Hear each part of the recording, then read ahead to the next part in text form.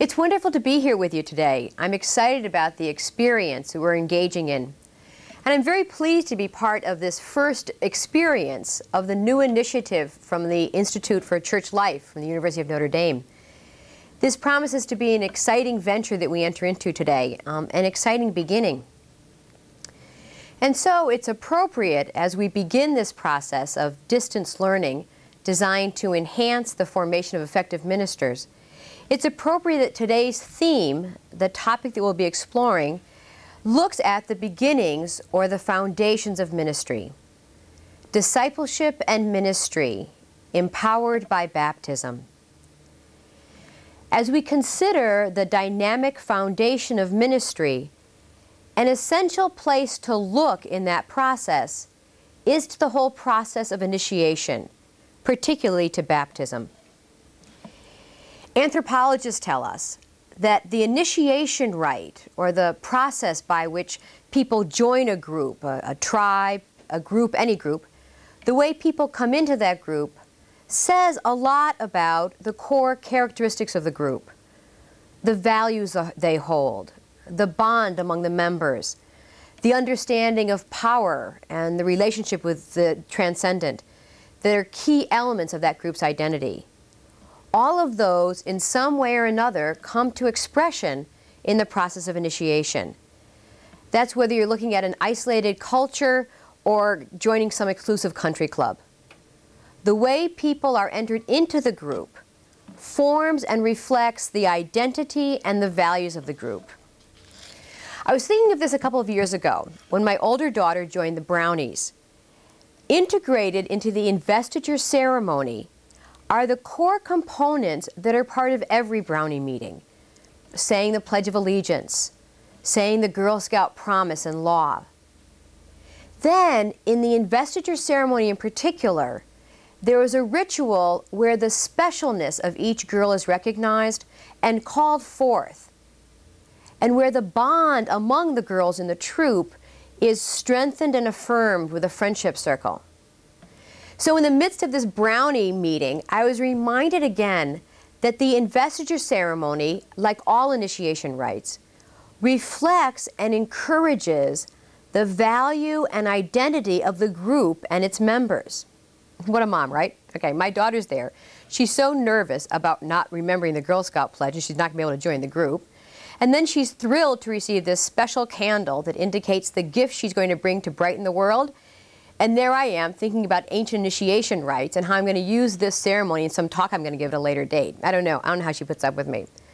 But in any case, initiation rites always serve as an important and helpful starting point for understanding the movement of a group. Within the Christian tradition, the initiation rites also serve as a key way for us to speak about the foundations of ministry.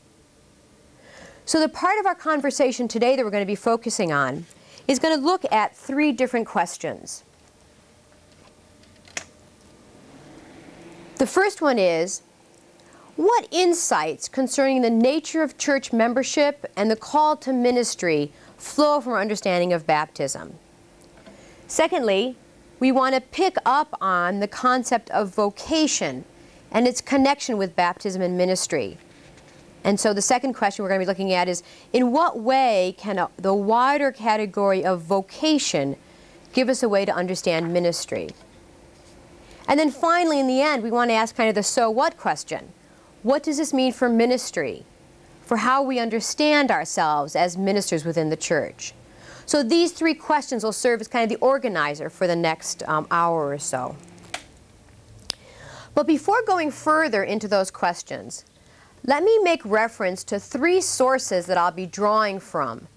Three resources that I think are helpful points of reference to our thinking about the foundational issues of ministry.